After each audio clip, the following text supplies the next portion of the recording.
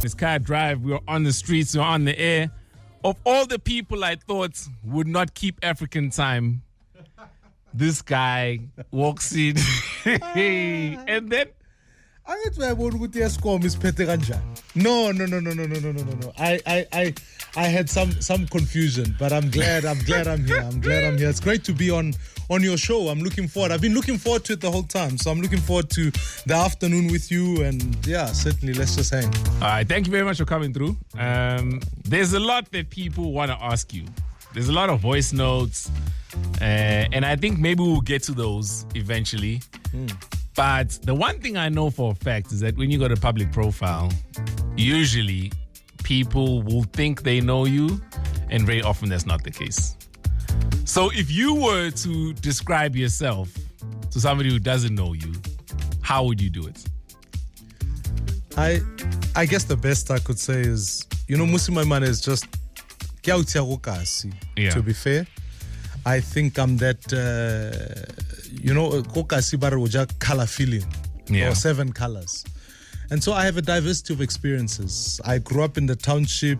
I attended X-Model C. I did a master's degree in economics and theology. I've been in the church. I've been in politics. I've been in business. So I'm that, salad or food. That's that dish that's got a diversity of things. And so that's where I come from. And so for someone who doesn't know me, I think often it's because I've had the privilege to live a life that is full and diverse. And I count myself as one of those South Africans who have the absolute commitment to make this country work. And it's a privilege to be alive in a time such as this one, to be honest. You were also on air when you were younger. Do you want to tell us about that? Oh, yeah. When I was young, I did this Christian TV show. I can remember some of the interviews. It used to air on Sundays. It was called Crux, right? Crux, and funny enough, I didn't know at the time why I did it. Part of it was to prepare over for a long period of time, but I enjoyed doing the show. It was one of my. It was a good fun. I was a youth worker at the time, so it gave me television prominence, but it also allowed me to kind of carry on with the work that I was doing. And it was a fun show. We got to meet guests. We got to meet different international people. And I enjoyed it. It was good fun. It was good television. And then would you say that's kind of where the idea of being in the public eye kind of emanated from? No, not at all. Not at all. I did it because at the time, like a young person, I just finished school. I needed not only to earn some income, but I needed something to do that I thought it would be cool to be on TV, and it'll be cool to kind of put your voice out there. The notion of being a public figure, I never thought I'd be a public figure in a political sense in one way. I always, when I did a master's in economics, I actually just wanted to be a bureaucrat. I wanted to serve in the background and build the engine. So when it came that actually the bureaucrats don't set the policy, but it's the politicians, it then became a space where I thought, I need to go serve in this regard. So it was a lot more accidentally to be in the public space rather than the idea of just simply saying, I got up in the morning and said all I wanted to do was just be in the public space. It wasn't like that at all. In fact, even still today, when people meet me, you will not believe this. I know this will be strange to you, but I'm actually much shy in person. In high school, I was one of those guys, we didn't, and even still today, enjoy my own company the most. I don't like always being with people, but it's nice I've had the privilege that show allowed me to be comfortable with public speaking. And also, you must recall, when you're doing a lot of big political events, the first thing you get confronted with is a number of cameras in front of you. And unless you've been comfortable with that, sometimes it comes across in that way. So, because it is a performance.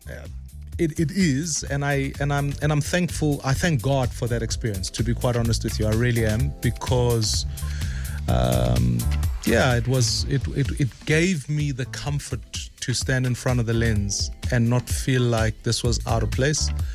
But the purpose behind it has served me well to this point. It's Kaya Drive. We're on the streets. We're on the air. Second hour of the show, joined in studio by the one and only founder of One South African Movement, Mr. Mmusi Maimane. So, in the first hour, we spoke about how you never really thought you were going to become a politician up until you actually went through tertiary and you're like, okay, cool, I want to get into policy making. And then you found out, this is done through these measures, right? I suppose at that point, you then need to select a vehicle within which you're going to carry out your duties. How do you end up at the DA? And I'll tell you, the reason why I believe you when you say that is because I know that the DA wasn't your first choice. Look, as a Topsy, let me first of all say I'd started off at the ANC, right? And kind of those were our politics. Whether you accepted it or not, that's what you grew up with. Ekasi, you didn't have a choice. In fact, you were part of it. Mina, I grew up, I was 14 in 94, which meant that for the bulk of the time, the period between 1990 and 1994, were some of the most violent times I think our country has seen, right? So part of the memories of apartheid in that sense was violence between what was going on in the hostels and what was going on in communities. That was life for us. So even if you weren't interested in politics, what became common cause was that politics was interested in you. So, and all of us were politically conscious in that way. We had activists from Azania, we had Apla, we had the whole kind of, in the street there was a cosmopolitan of political figures. And then post that, we all thought, no, we could work in this ANC thing to try and advance what was going on. And then you kind of realize, as early as that, it became common cause, I'm not sure, it feels like the meetings were just about other things other than what was happening in our communities, etc. And then I kind of disengaged the whole political landscape, got involved in church, got involved in business. I did a lot of that kind of work. And then I can recall literally sitting in one of my economics lectures by a really great professor. And I thought to myself, at this point, we need an economic reset in the country at the time. And I thought, how can I go about it? So then I wanted to go back to where it initially all started. And I realized on the black, green, and gold side, there's a long queue. Let alone the long queue, there was just chaos. I mean, to be honest with you, no one could tell us what the country was going through, where it was going. And besides that, and then we moved on to, I can even remember speaking to Chris Malekane at the time, who was the economist for COSATU at the time, and trying to figure out what they were about, and I couldn't work it out. What got me into the DA, bizarrely, was I was doing some work actually close by here in Rosebank, and we were dealing with the plight of homeless people who were sitting on the side of the streets. And we had this debate about the difference between unemployed and underemployed. And eventually I was like, so I met a DAMP, we spoke about, what were you doing for the city? I don't think I was attracted to the DA's ideology so much as I was attracted to their ability to deliver. In the sense that at the time, I credibly believed they were running a competent government, which I thought that's what South Africa needed at the time. So the entry into that took a lot of convincing, took a lot of days. But from where we were working, we realized, if we want to sort out the city of Joburg, considering all the informal settlements that we've already been doing work in, I needed to put my hand up. So I started off by saying, let me be the councillor just for our ward, because in our ward we needed to help Bengishala, out in the West Rand. Zandspruit was down the road. I said, how is it that in my house I've got 3 toilets, but there are people down the road with no toilets? So let's deal with that situation. And that's what inspired me and moved me into public politics in that sense. I stood up, I said, I want to just be the ward councillor. That's what I want to do. So maybe let's backtrack a little bit, because you spoke about political ideology. What is your political ideology as Mmusi sitting in front of me right now, and then also as Mmusi back in, that would have been 2009, right? Yeah.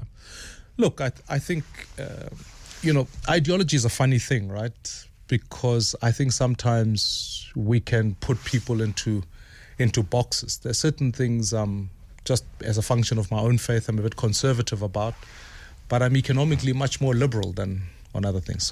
So I think sometimes I'm very reluctant always to kind of go into you are this or you are that, because the moment you say I'm more liberal in certain views, then people say, oh, you allow young people to watch porn or whatever the thing is, right? So I think there's that challenge. The second thing is I think economically I'm much more center-right in that I think that you need a functioning economy that stimulates economic activity through private citizens, and you need a state that protects. So ultimately, you would put me more in the social justice kind of center-right space.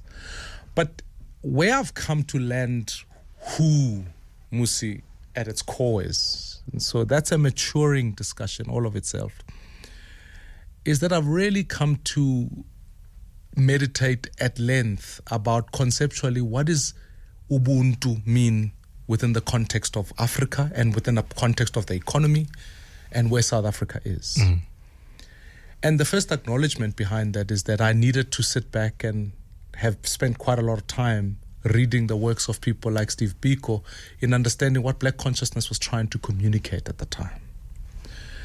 Secondly, is this post-DA or pre-DA? Okay. Post. So there's been a lot of work that I've had to invest in trying to understand not only me, but understanding what I want to respond to economically. And I've come to land in a space that says the uniting value that drives us as African, that's not an import, that's not something else, comes from this value of Ubuntu, which others confuse to mean socialism at some level. But I do think at its basic sense, it begins to attack the notion that says we have to have shared prosperity if we're going to prosper as people. Secondly, you can't continue the level of inequality as we see it as it sits. And thirdly, there must always be justice in any economic model that you put on the table. Otherwise, you end up with people being left out of it. So I've now invested a lot of way. And if you'll recall, I think even my last speech at the DA Congress, I began to speak a little bit about this idea of what does African liberalism mean? Because I think we kind of import a Western ideology of what liberalism means. We go to America and we start debate right and left and wokeism and that. But we fail to land back to what does this continent mean in a contestation of liberation and post-liberation, in a contestation where I as an individual are part of a collective, in a conversation where I've got to sit back and say the economy as it sits has got multiple facets to it. So how do we attend to that? So I think I'm working on maturing my position, and even the work that I'm reading now is really focused on saying, how do we work in a post-ideological universe to achieve shared prosperity for all citizens? Joined in studio by founder of the One South Africa movement, Mr. Mmusi Maimane. If you got any questions, please give us a shout, 086 000959. Hit us up on WhatsApp as well, 063 6880959. Continuing the discussion after this. Well, not necessarily back to the music, but we're definitely getting back to the show. It's Car Drive on the streets, on the air, we everywhere. Joined in studio by Mmusi Maimane. And before we went to an ad break, he was speaking about his political ideology, how that's morphed post-DA. He's had to do some soul searching. And, I'll tell you something. When I was younger, I used to think that the day would come where a politician who spoke like me, listened to the sort of music I listened to, lived my sort of lifestyle, would kind of be in leadership. And I thought that person would unite us as a country, and I thought that was the most ideal situation. I then kind of grew and I was like, okay, maybe that situation is less than ideal. And as I sit here now, I think maybe that's not the time for that kind of politician yet. For reasons that I'm sure you are aware of. But I suppose just to mention one, the inequality in this country is astounding. Anybody who would then govern for somebody like me would not be doing justice to the majority of South Africans out there who are affected by this inequality a lot more than I am. It's not to say I don't need a government that will help me, but I definitely need a government that will help them first before they can help us. Even the issue of unity, right? It's not that people don't want unity. We do want unity, but before that, we need to fix a lot of the wrongs, right? Yeah. So now, I say this to say, when you went to the DA, some people felt betrayed by that because they view the DA as a racist organization. Whether or not it is, I'll ask you later and you can answer.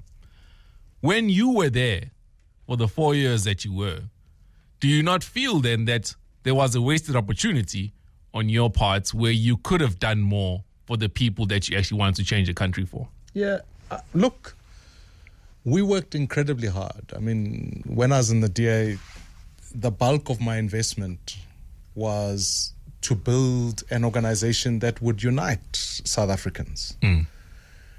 But unite people around shared values, because we don't just unite for unity's sake. At one level, it's about the pursuit of a racially harmonized society. At another level, it's about achieving economic justice. And I think that pursuit is not something that must be fought by one race. It ought to be fought by all of us.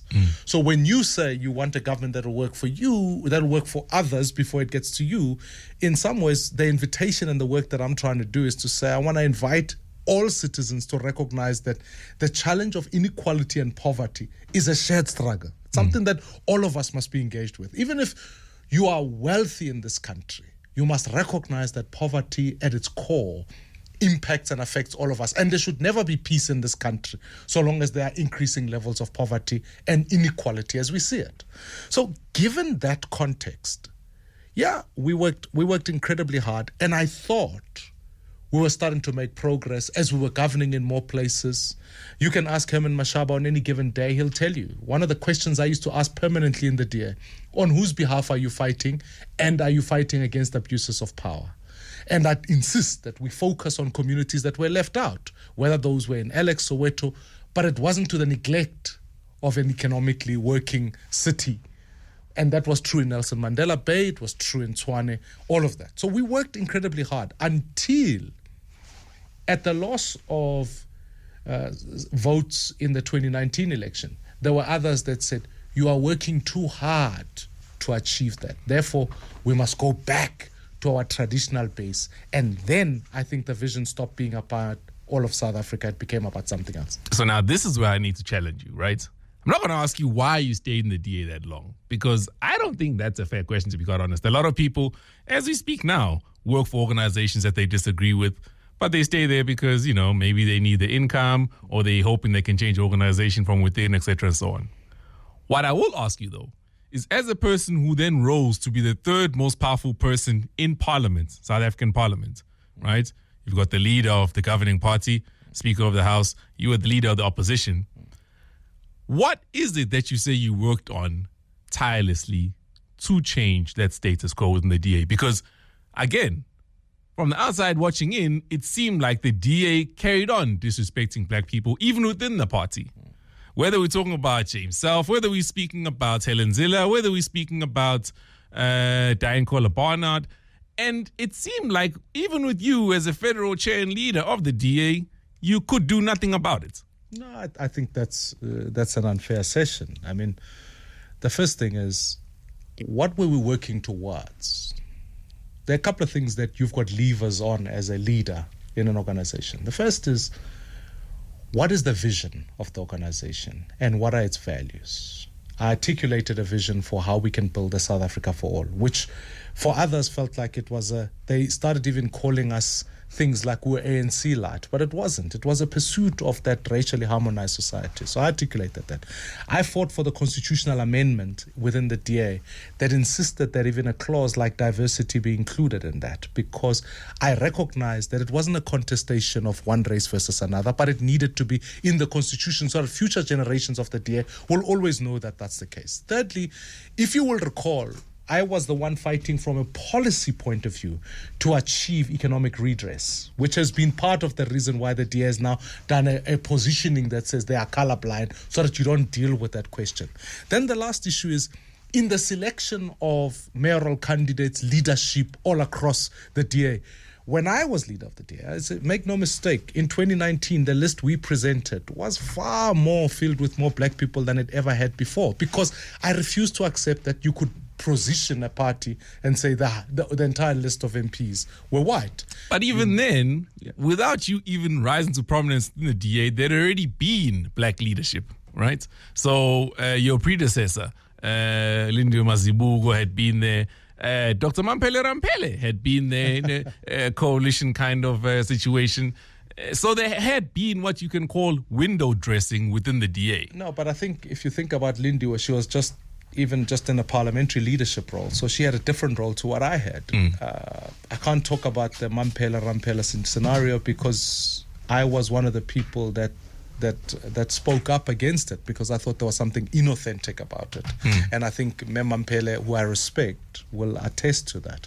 But I do think in this particular instance, it was never tokenism, because you'll recall that even when we came to real matters of power, we talk about mayoral candidates, I think, we went out, we worked hard to make sure that Herman Mashaba got in there. We made sure that Solim Simanga was the mayor there. We made sure Patricia de Lille at the time was the mayor in the city of Cape Town. You'll remember then Ethel Trollip. So I think you need to realize that the project of political leadership is both stepping ahead and seeing the vision, but being able to build the organization with you. Were there people who disrespected that?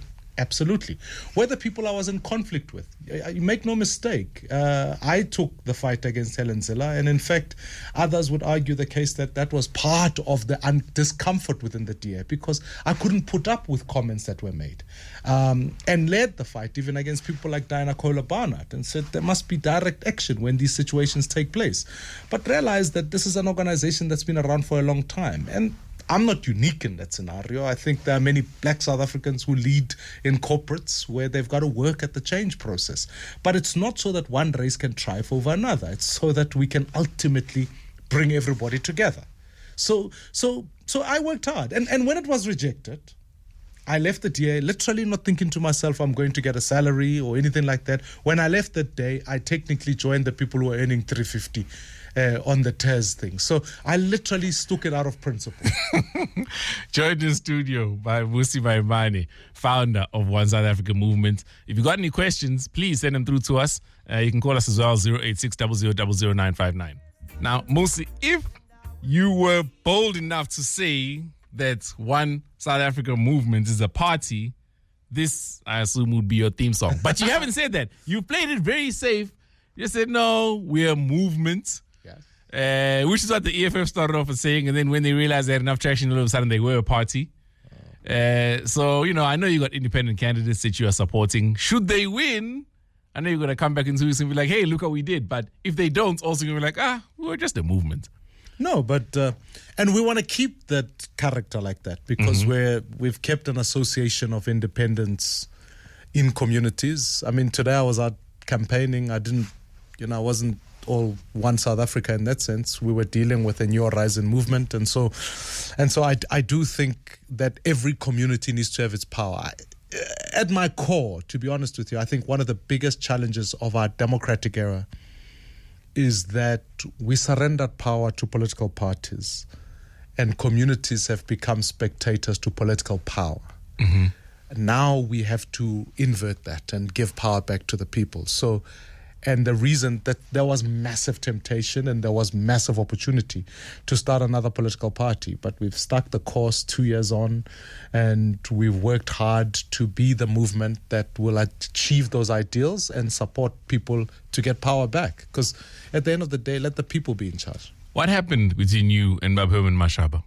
Because I know that for the first 72 hours after he resigned and you also stepped down, there were serious talks. How did they break down? No, there's no doubt about it. And I don't really think it was even a breakdown of issues. It's I happen to think politics is a bit like singing. Put out a few tracks, and if the people like your music, they'll buy it. You yourself can't tell yourself you can sing.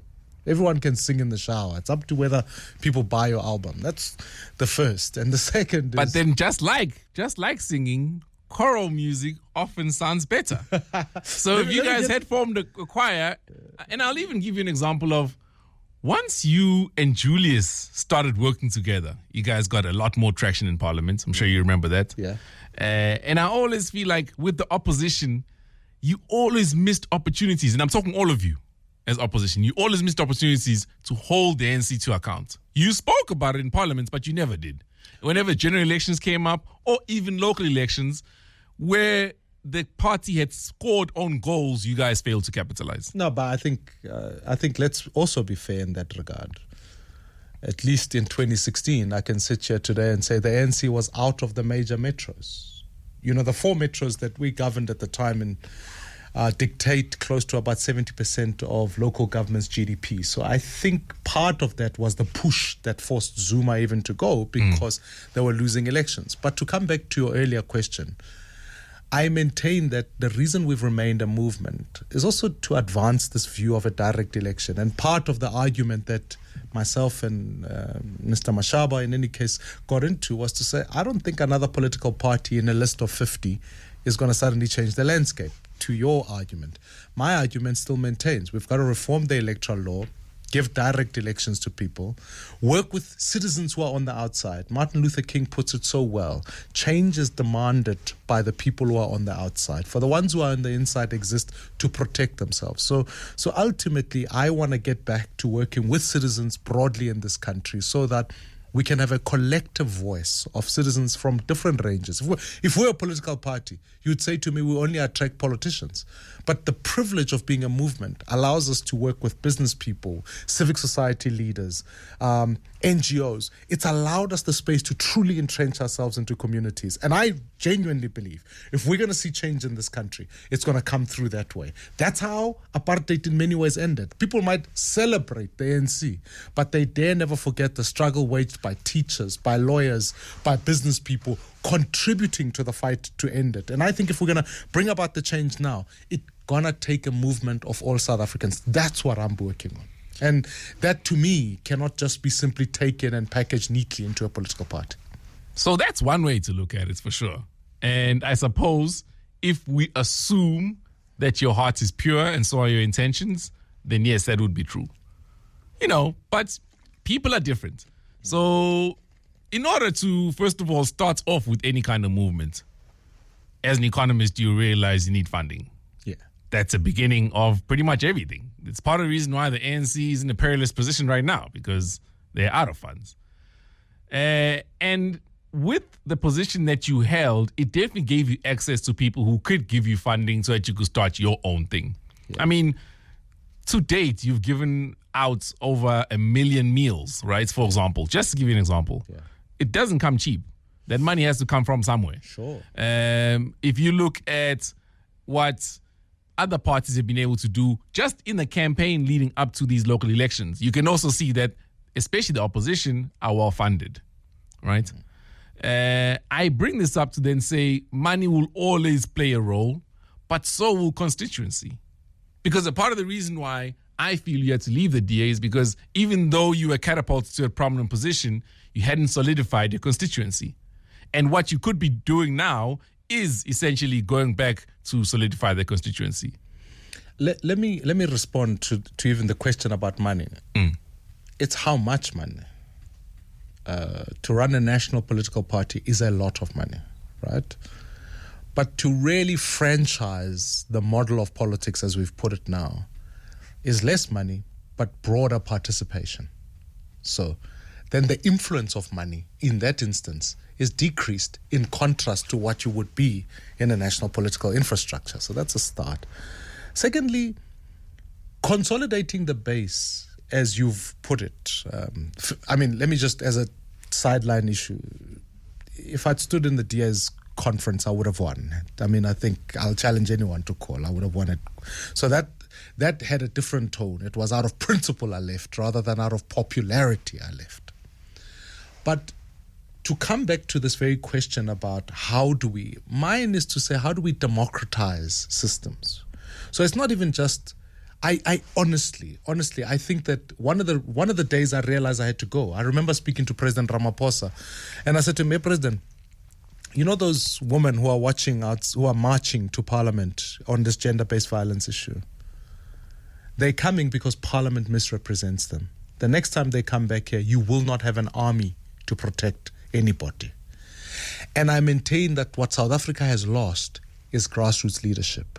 So even if it's not constituency for me, it's about building that grassroots leadership. We've lost it. That's why when there were all of these riots that took place in the recent while, the failure that we were able to do, which political institution was able to deploy a leader to say, go and converse with the people? No one could do it. And so for me, the bigger question is, regardless of whether you build anything, who has the leadership at grassroots level to be able to mobilize society around shared values? And we've lost that. We simply do not have it. That's what I'm trying to build, and I'm grateful that actually you can get to communities and build it. Okay. We've got a tweet here that I want to read to you. I'm pretty sure you've seen it already because they tagged you, but it leads me to the points that I think we're going to move to next. Because listening to you speak right now, I realize that perhaps you are a different person than what many would have thought while you were still leading the DA. Having said that, though, the reason why they would have thought that was through your own viewing, or your own doing, I should say, and how you articulated yourself. Mr. Sim saying, the brains that you wasted buying on a narrative that didn't speak to a mass of South Africa, you'd be our president by now. We won't give up on you, though. We know that you have potential, but you cannot be trusted too. You are like slow poison. Now, I wouldn't use that wording specifically, but I will say this. He's not wrong in saying you camouflaged yourself so much within the DA that your essence was lost. If this indeed now is your true essence, right? So there's one of two things. Either you are not being earnest with us back then, or you're not being honest with us now. It's either one of the two. Firstly, it's not about honesty or guise or any of that. I think I've always been. It's just that sometimes when people see you in a particular way, the City Press reports this weekend that one of the brand attributes that the DA suffers from, not my words, is that the party is seen as racist, right? So naturally, if that is the brand attribute that people sit on, and you become the leader of that as a black South African, you can appreciate that before you even have opened your mouth, people have concluded a particular frame about you. And here's my gratitude, that regardless of that frame, you are correct when you say I was able to collaborate with many of the leaders. I was probably one of the only few DA leaders who was able to get around the table, whether it's the UDM, the EFF, anybody, because there was an authenticity that could bring people together. But what I think has happened now is that being freed from that frame, now people ask you different sets of questions, and they view you differently. But because you carry yourself differently. But I've also allowed myself the freedom to be free, as it were. Now, and also, leading a big organization like the DA has its own stresses, its own pressures, all of those things. I am grateful that, like any other leader, you find your voice as you keep going. And I've become a lot more comfortable with that.